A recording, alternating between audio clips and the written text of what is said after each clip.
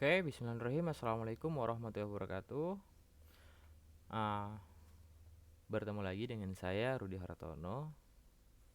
Saya di sini sebagai guru dari mata pelajaran Administrasi Umum jurusan Bisnis Daring Pemasaran atau biasa disebut BDP.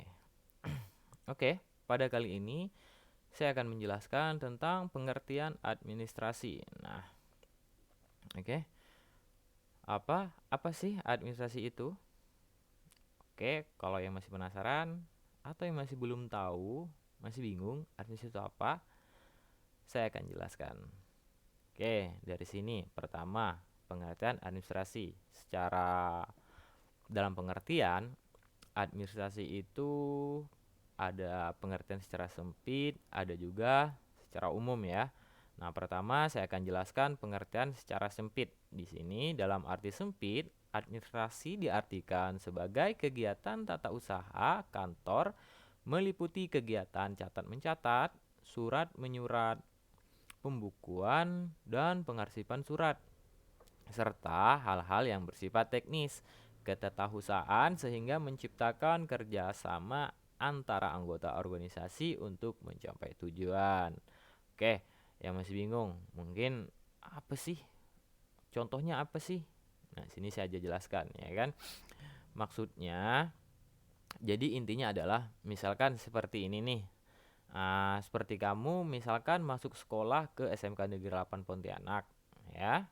Pasti ada berkas atau data ya yang kamu butuhkan. Misalkan nih, kamu men-scan nilai raport kamu. Sudah pasti ah, sekolah memiliki nilai raport kamu. Nah, nilai raport kamu kami simpan sebagai data. Dan suatu saat jika dibutuhkan, kami sudah mempunyai data tersebut. Jadi itu disebut administrasi. Jadi administrasi sangat dibutuhkan di sekolah, oke, perusahaan dan organisasi. Maka dari itu penting sekali mempelajari administrasi umum. Oke. Sudah paham ya? Terus yang kedua, oke, ini ya, pengertian administrasi. Ini pengertian secara luas ya. Administrasi juga dapat diartikan secara luas, yang mana administrasi adalah segala proses kerjasama antara beberapa orang dengan tujuan agar mendapatkan target dengan memanfaatkan sarana maupun prasarana tertentu yang memiliki daya guna. Contohnya seperti apa, Pak? Nah, seperti ini nih, saya jelaskan ya. Yang saya bilang tadi nih, kalau kamu melihat tata usaha, organisasi, perusahaan, pasti yang mengurusi administrasi tidak hanya satu orang, pasti lebih ya. Misalkan yang mengumpulkan nilai raport kamu si Budi, ya kan? Tapi yang menyimpan nilai raport kamu itu si Ani. Dan setelah disimpan, nilai raport kamu tuh kan dibutuhkan lagi. Dan yang mencari nilai raport kamu itu si Abdul. Jadi, dari ketiga orang tersebut, mereka mempunyai tugas atau kerja masing-masing. Nah, seperti itu, ya kan? Makanya di sini dijelaskan segala proses kerjasama antar beberapa orang dengan tujuan agar mendapatkan target dengan memanfaatkan sarana maupun prasarana tertentu yang memiliki daya guna. Jadi seperti itu ya. Oke, selanjutnya. Oke, tujuan administrasi ya. Di sini saya jelaskan ada 4 tujuannya. Yang pertama menyusun program usaha, evaluasi kegiatan organisasi, terus memantau kegiatan administrasi, yang terakhir memastikan keamanan bagi kegiatan usaha. Oke, saya jelaskan di sini yang pertama. Yang pertama di sini menyusun program usaha. Oke, setiap perusahaan atau organisasi pasti memerlukan informasi maupun data yang digunakan sebagai acuan untuk menyusun program kerja unggulan. Nah, biasanya informasi maupun data tersebut bisa diperoleh melalui kegiatan administrasi.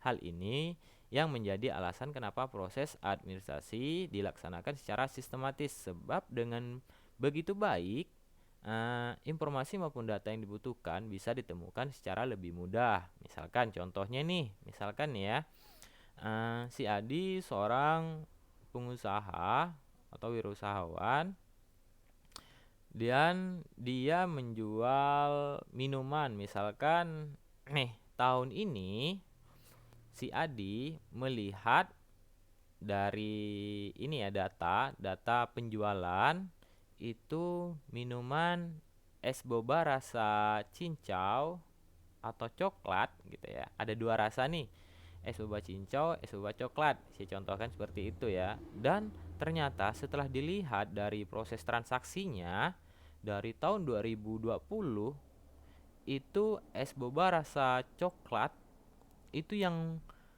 menurun sekali gitu peminatnya.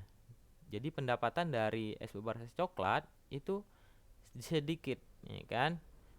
Dan sebaliknya, es boba rasa cincau itu lebih banyak peminatnya. Oke, dari situ kan udah kelihatan nih. Kelihatan bahwa di tahun lalu penjualan es boba rasa coklat itu menurun, ya kan? Sedangkan atau sedikit. Sedangkan sebaliknya, penjualan minuman es boba rasa cincau itu sangat besar, ya kan, dari penjualannya. Nah, saya jelaskan lagi, datanya dari mana Pak? Ya data dari pembeli, setiap kasir, di kasir gitu ya. Di kasir kan setiap orang membeli kan langsung tertulis tuh es boba rasa apa yang dibeli. Nah, dari situ kan jadi arsipan perusahaan tersebut. Jadi untuk menyusun program usaha yang akan datang, misalkan di 2021, program unggulannya nanti bisa kelihatan atau bisa kita pilih melihat dari acuan penjualan tahun lalu. Nah, apa penjualan di tahun lalu yang laku? Misalkan es boba rasa cincau. Jadi kita fokuskan di tahun 2021, kita fokuskan ke program usaha kita untuk lebih menjual atau memfokuskan ke es boba rasa cincau, atau di variasikan lagi es boba rasa cincau varian strawberry atau apa gitu lah ya, seperti itu maksudnya ya. Oke, yang kedua tujuan administrasi, evaluasi kegiatan organisasi. Misal saya bacakan dulu ya pengertiannya.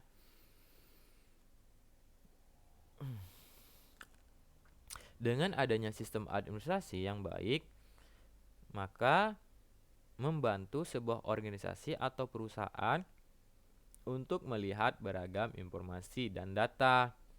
Nantinya dari informasi dan data tersebut, organisasi atau perusahaan bisa melakukan evaluasi terhadap semua kegiatan organisasi yang telah dilakukan selama ini. Misalkan ini ya, evaluasi kegiatan organisasi. Saya contohkan organisasi di OSIS, misalkan di SMK Negeri 8. Nah, di situ kan setiap ada kegiatan pasti ada administrasinya. Administrasinya apa aja, Pak? Misalkan dokumentasi foto, tanda tangan absen, ya kan? Apakah misalkan dari absen tersebut, misalkan siswa masuk jam 7 pagi ke acara yang sudah ditentukan, apakah tepat waktu?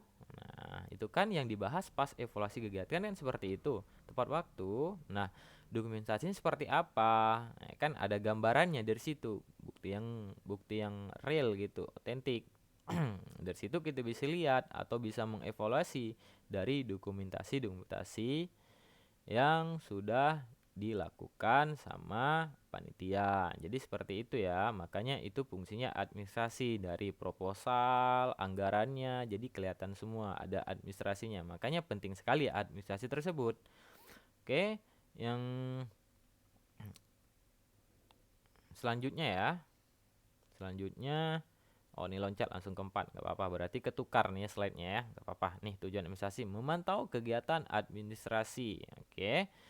Administrasi adalah kegiatan yang meliputi banyak hal, sehingga dalam pelaksanaannya harus dikerjakan secara sistematis dan teratur. Dengan penerapan administrasi yang baik, menjadikan sebuah perusahaan atau organisasi yang memantau apa bagaimana, di mana, kapan, dan mengapa suatu kegiatan dilakukan.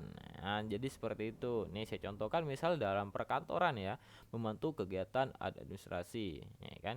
Kita memantau misalkan dari absen saja, ya kan. Absen misalkan. Jadi perusahaan bisa memantau nih kegiatannya seperti apa. Absen itu merupakan administrasi ya, dalam bentuk dokumen. Jadi perusahaan bisa memantau, oh kegiatannya seperti kegiatan eh apa, wartawan pula, karyawan ya, maksud saya karyawan, apakah udah on time, tepat waktu masuk kantor, apakah disiplinnya bagus. Jadi seperti itu, ya kan. Nah, memantau dari apa? Kegiatan administrasi dari absen. Absen itu termasuk ini ya, administrasi juga ya. Nah, seperti itu. Nah, yang terakhir nih ya, kebalik jadi nomor 3, nggak apa-apa lah ya.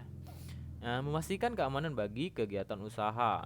Nih, masing-masing perusahaan atau organisasi pasti membutuhkan kepastian keamanan saat melakukan aktivitas usahanya. Dengan demikian, setiap pengusaha atau organisasi tersebut akan membutuhkan administrasi yang bagus guna memantau segala aktivitas baik dalam proses atau dari luar. Selain itu, adanya proses administrasi tersebut membuat setiap aktivitas maupun transaksi dapat tercatat secara terperinci dan jelas. Nah, jadi fungsinya seperti ini juga nih. Misal administrasi, misalnya pencatatan pengeluaran atau pencatatan gaji. Ya, berapa bulan ini, berapa tahun ini, berapa, dan misalkan pendapatannya berapa. Nah, dari situ kita bisa melihat uh, bagaimana keadaan usaha kita, apakah aman gitu. Dalam artian aman keuangannya gitu. Apakah cukup ya, cukup ataukah atau menguntungkan atau malah rugi gitu. Makanya biasa ada perusahaan yang mengurangi karyawannya, ya kan. Dalam tahun ini banyak sekali perusahaan yang eh, merumahkan gitu istilahnya ya, menyesterahkan atau mem-PHK karyawannya karena apa? Dari segi pendapatannya menurun karena ada COVID ya, seperti itu ya. Nah, taunya dari mana kok bisa menurun? Ya dari administrasi pencatatan keuangannya, ya kan? Pendapatannya berapa, pengeluarannya berapa, dari situ udah kelihatan. Oke? Mungkin sampai di sini dulu ya materi kita. Mungkin nanti kita akan lanjut di video berikutnya, materi selanjutnya, membahas materi-materi yang lain. Oke, cukup sampai di sini dulu penjelasan saya. Silakan nanti kalian seperti biasa ya, kasih nama, terus kelas, terus kesimpulan dari video ini. Oke? Atau mungkin yang belum mengerti boleh ditanyakan nanti di classroom. Oke, mungkin cukup sekian video dari saya. Saya akhiri. Assalamualaikum warahmatullahi wabarakatuh.